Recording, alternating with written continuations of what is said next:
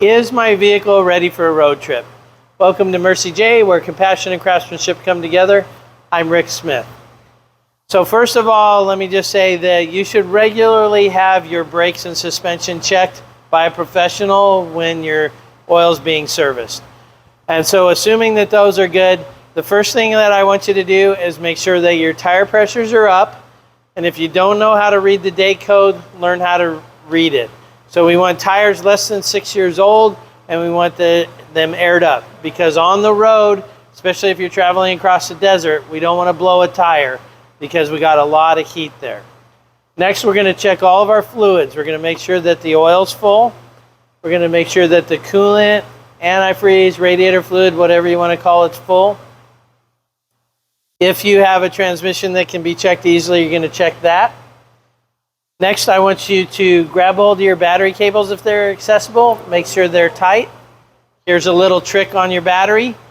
Start your car, shut it off. Start your car, shut it off about a dozen times. Should start healthy every time.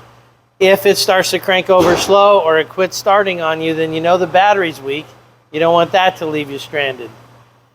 A quick inspection of the belts and hoses if you know how to do that. So we've got all of our fluids up, we've got our tires ready. Next, we want to make sure that our wiper blades are good, because we can run into a summer storm that we may not be ready for. If there's any doubt on that, just put some fresh ones on. Next, get someone to help you, make sure every light on the car works. And at that point, you should be pretty good to go. Don't forget, make sure that your spare tire is aired up as well, because if you do need it, it's the one that gets ignored the most. And then, of course, have some safety things, blankets, water, stuff like that. But there's some good videos that can help you be prepared on that point. So I hope this has been helpful for you. A few things to check before you go on the road. Thanks for watching. Till next time, safe travels and blessings to you.